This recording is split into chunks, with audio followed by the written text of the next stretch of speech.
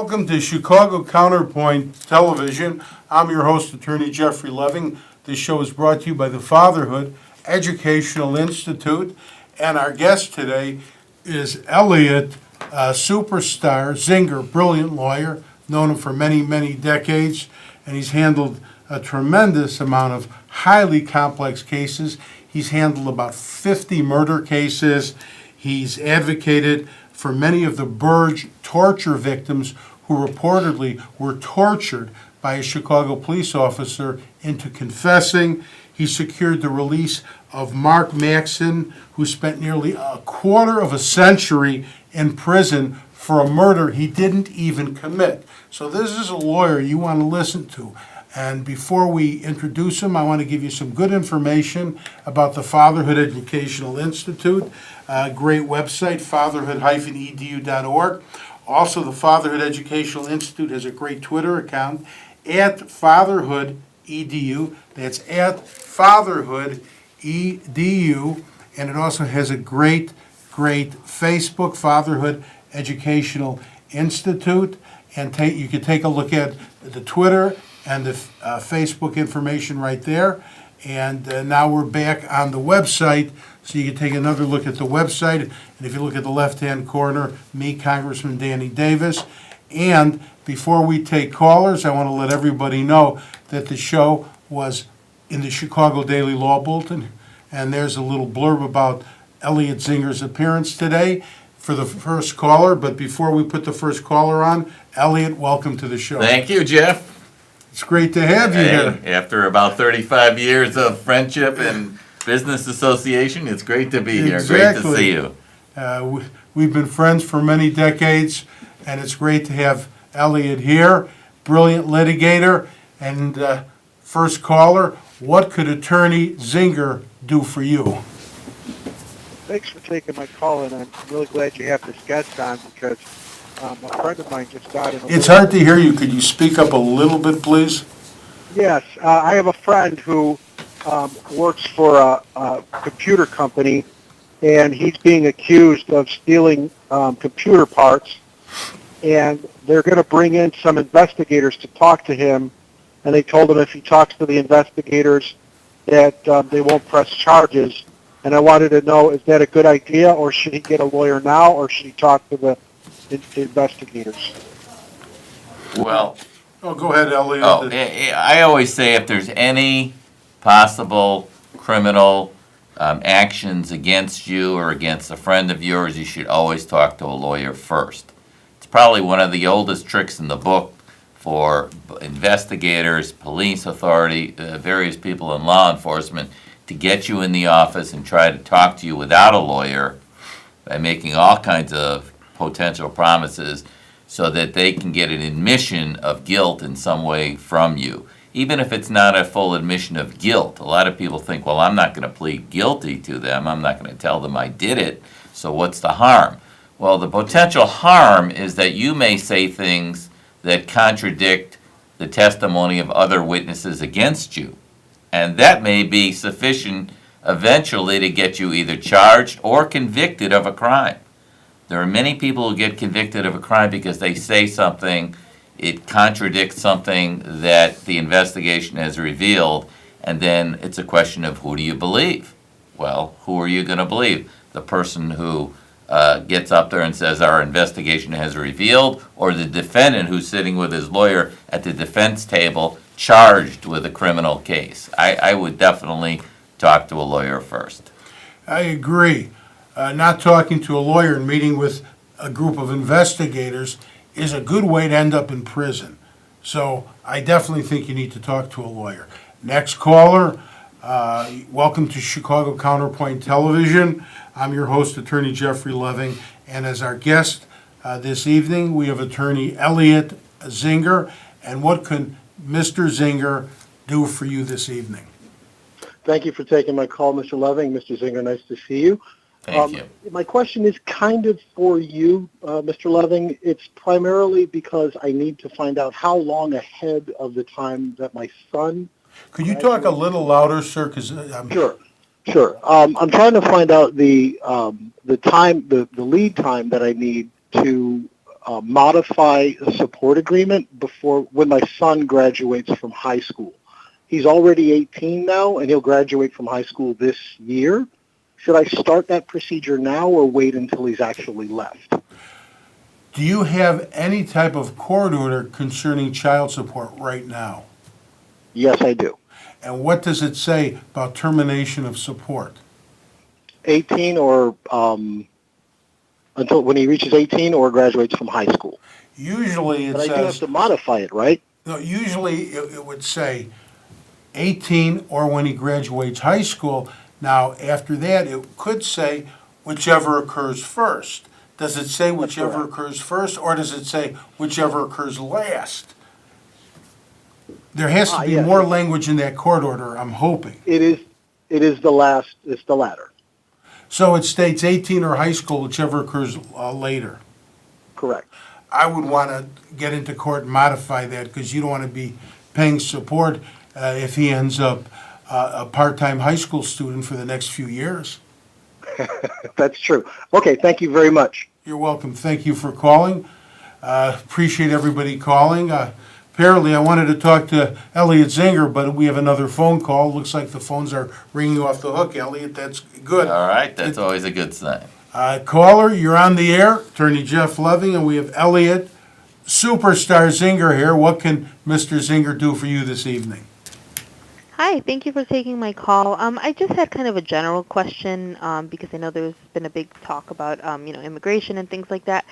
Can you give some general information about a father that might have just is not legal in the country, and what his rights or how he can prepare if he's going through a divorce and he wants to be able to have rights with his child? Can you just give some general information about what to look out for in that situation? Well, this isn't something I would consider general information. This is more case-specific, because these cases have to be handled very, very carefully. I'm handling a case right now with an undocumented worker, a father who has a beautiful daughter here, and he's worried about being deported and never seeing his daughter again. That case is very different. There are a lot of facts in that case that may be different than the case you may be calling about. Very, very case-specific facts, and if there's any confidential information about the case you're calling about, it may not be a great idea to disclose it, because this TV show has over 1 million potential listeners. So what I'd like you to do is just call Chicago Counterpoint, ask for Jeffrey Leving, 312-795-9060, and I'll be glad to help you. The next caller, you're on the air, Attorney Jeffrey Leving with Elliot Zinger. What can we do for you this evening? Yes. First of all, it's great to talk to both of you, because I think you're both fighters for social justice, and we need it in this country. And I want to ask Mr. Zinger, are lie detector tests admissible in court? Are they of any value to defendants? What do you recommend, if we should take them or not? Well, that is a very case-specific question. Lie detector tests themselves are not admissible in criminal proceedings in a courtroom. There are other values potentially for taking a lie detector test. There are a group of them, and no one could answer that question in a vacuum. It really depends on the circumstances. For example, yeah, go ahead. Someone I know was accused of sexual abuse, and I'm really scared if they take that test. I don't know if it could be a setup. I mean, can you imagine if they really didn't do it, and then the lie detector test says they could have? I mean, what would you advise? Well, who's asking them to take the test? The police. Yeah. Well, they would. I would very strongly suggest, because again, a question like this cannot be answered in a vacuum. I would very strongly suggest that they consult with a well-versed criminal defense attorney, especially in this case, someone who's well-versed in criminal sexual assault cases, and find out all the facts before making a determination such as this. A lot of times, lie detectors have been used to trick a person who is in police custody.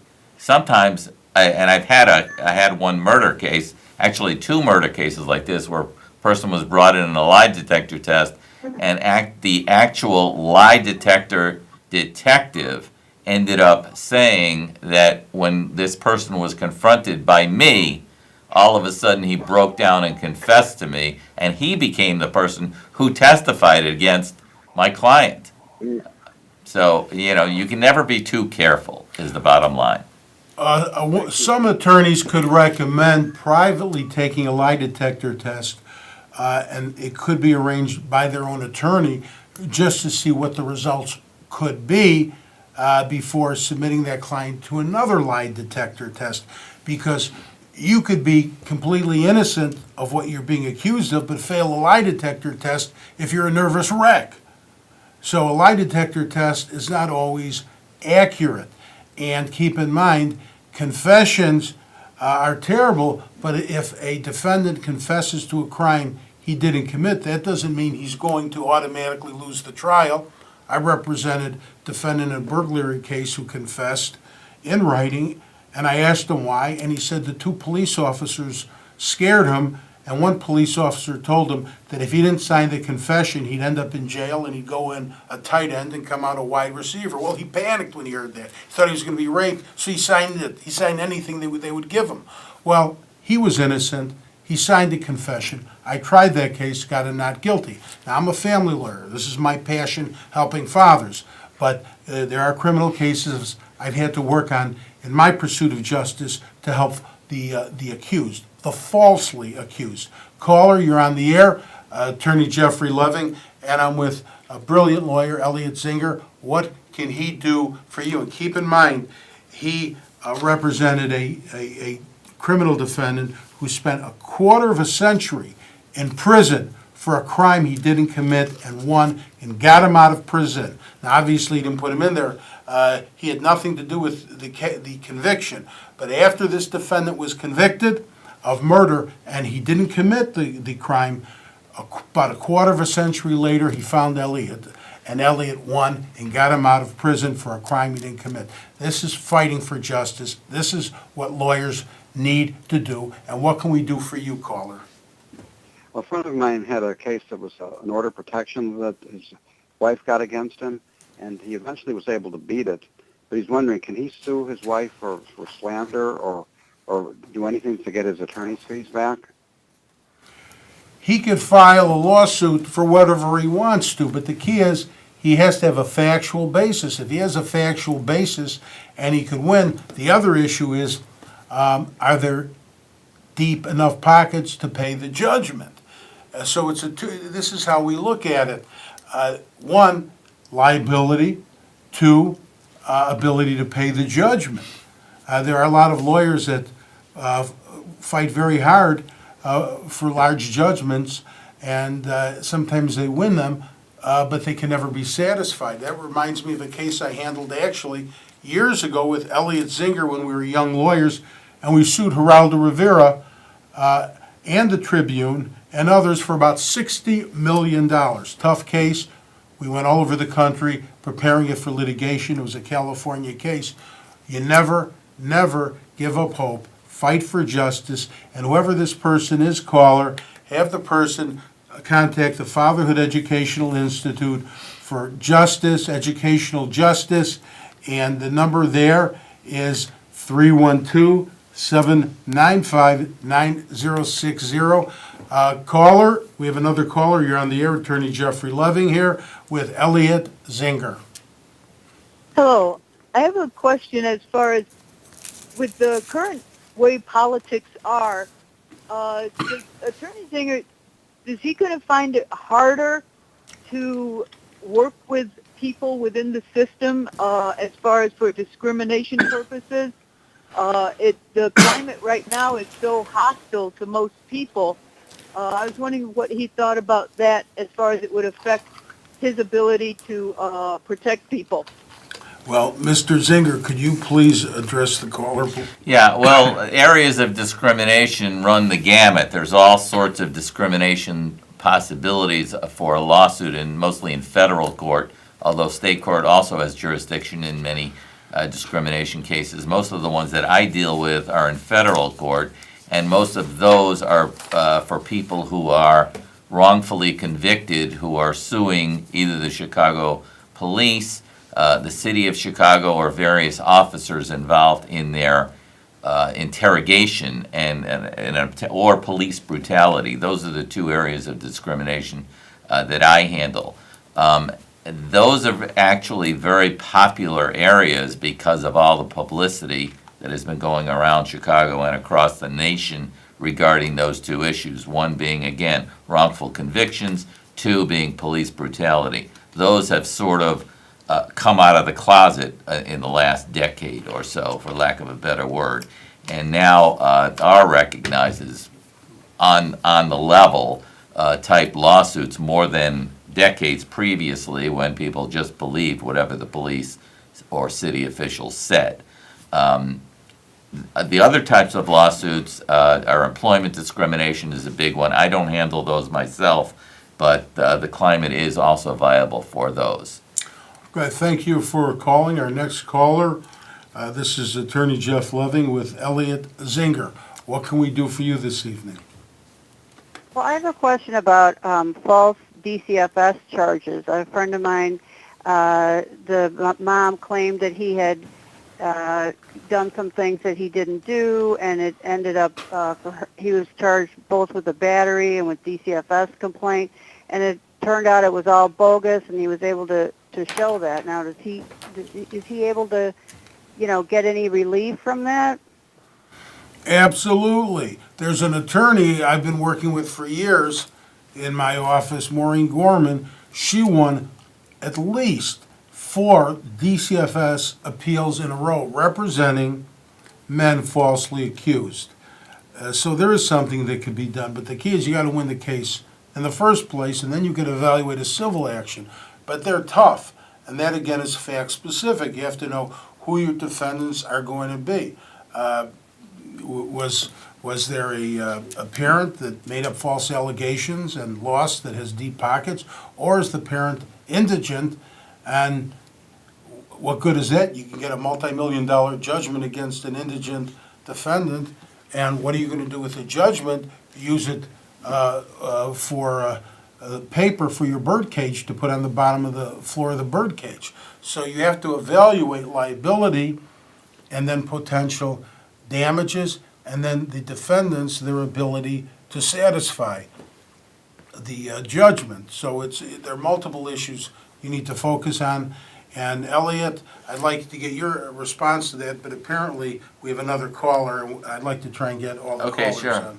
Caller, you're on the air. This is Attorney Jeff Leving with Elliot Zinger. Hi, the name's Frank. I'm looking at getting into a contested custody case, and I've heard people say, watch out for an order of protection. I don't really know what that is.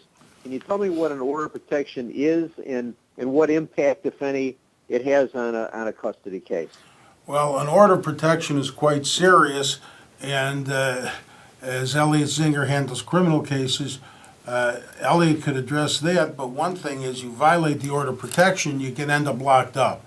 And you don't want to end up in jail for violation of an order of protection, especially when orders of protection sometimes are entered like popcorn by judges, and sometimes a man comes home, he did nothing wrong, and his wife went into court and perjured herself, obtained an order of protection, and if that dad is not represented and he has notice of the order and he still tries to walk in the house, he can end up in jail. Or his wife could call him up and say, oh, don't worry, honey, forget about the order of protection that the judge signed. Why don't you just come over and we'll be very romantic? Well, if he comes over, that'll be a very expensive romantic evening because he'll be spending it in Cook County Jail. But Elliot, if there's anything you'd like to add to that. And these orders of protection, you have to be very, very careful because they're a hotbed of activity. Now it's one of the major issues in, what they say is let's protect women in the household, and that's a good thing. Men need protection too sometimes. That protection is wonderful, but it's being used all over the board and and can easily be used as a trap to get someone incarcerated when they shouldn't be incarcerated. So again, the first thing you need to do is consult a lawyer who's experienced in that particular field so that you can get relief. Don't just jump in. Don't violate it under any circumstances. A violation of an order of protection can land you in Cook County Jail, and you don't want to go there. Be very, very careful. And if you have any other information, you can always call the Fatherhood Educational Institute, 312-795-9060. But be very, very careful with orders of protection. Very careful. Some of these judges have been handing out massive bonds on orders of protections that appear on their face to be very simple and not even include any types of violence. So unless you've got a lot of money laying around the house, you can end up in jail. So be careful. All right. And before we take the next caller, I wanted to address the vigilante mob murder case. This was a very, very high-profile murder case that, Elliot, that you handled, and it resulted of none of the defendants ever being convicted of first-degree murder. Now, hopefully we won't get any callers for 1 minute, so you could comment, because you were lead defense counsel in this murder case. It was a very significant case, a lot of publicity, and is there anything you'd like to comment on before we start getting hit with callers again? Well, it was the type of case that very often is portrayed in the media. It was a vigilante type case. A truck driver came upon a neighborhood on the south side and ran over a young lady who was seated on the stoop. A gang of people allegedly came after the truck driver and beat him to death. This made prosecuting the case very, very difficult. It's a serious problem all around, but as a result of the prosecution, none of the defendants were actually convicted of the murder charges that were lodged against them. Mm-hmm. Well, that was a very high-profile murder case. I know you worked on the Patricia Colombo murder case where her entire family was murdered, except her. And I believe she was accused of being involved in the murder. Very terrible case. Yeah, that was a while ago, and we did the appeal to the Supreme Court, and she ended up with 200 and some odd years incarcerated. She's still incarcerated and up for parole pretty much every year. She's in the newspaper on the front page. When is it time to get out? When is it time to get out? Thus far, her parole efforts have been unsuccessful. It was a horrible murder, one of the most highly publicized murders in Illinois history. Yeah, these are very horrific cases, and I remember when I went to Bowen High School on the southeast side of Chicago, there were gang bangers there. So it wasn't a pleasant experience going to high school there, but you can't always pick where you go to high school. But that school was loaded with gangbangers. Yeah, well, the problem has gotten even bigger over the years since you've grown up. Yeah, exactly. But that was a long time ago. And I know Jennifer, who produces the show, we grew up a little bit in the same area, except I grew up in Chicago and she moved to Chicago from Trinidad, New York, and Chicago, but both in a similar area. Well, I grew up in the Bronx, and there was no crime there whatsoever. Yeah. I want to assure you of that. Yeah, that's a wonderful area. Jennifer told me all about it, all the gangbangers and shootings. But hopefully things will get better, and we have to hope things get better, and we hope that there's a reduction in crime. I know these are big problems. I remember my last year in high school, I walked in the washroom, and there was two gangs in there, looked like they were killing each other, and I got out of there as fast as I could, believe me. And then when I became a lawyer, one of the gangbangers in there, his brother retained me in a criminal case. It's just unbelievable, probably just unbelievable. But let's hope for the best, and the best way to reduce crime in Chicago, the best way to reduce crime in America is through positive father involvement, because the most reliable predictor of crime in America, the most reliable predictor of crime in America is father absence.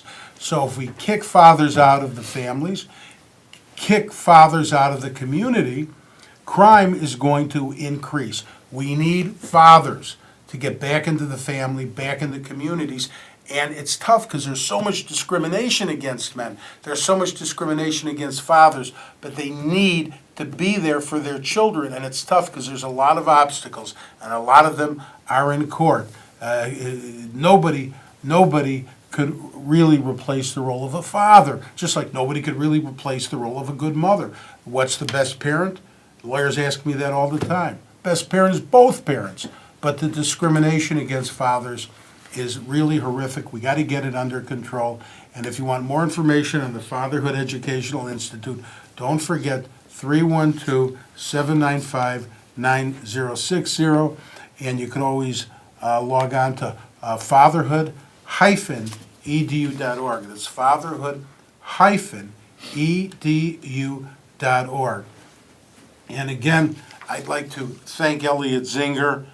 Great to have him on the show because discrimination is very harmful to our society, and I respect his fight against discrimination, against race-based discrimination, police brutality, and the work we do against gender bias and discrimination against fathers is terrible. And we need to end all types of discrimination. But thank you, Elliot, Thank for you, being on the Jeff. show. My pleasure. Thank you for inviting me. Great. Keep up the great work. Well, thank you. Appreciate that. And if you couldn't get on the show, because we did everything we could to get every caller on, this Saturday I'll be on Power 92.3 FM, 9 a.m., Power 92.3 FM, 9 a.m. with Meha. And if you can't get on there and if you have questions, I'll be on same place. I'll be on the show again, same place, same time next week. So next week, same time, same place, and I'll see you then. God bless.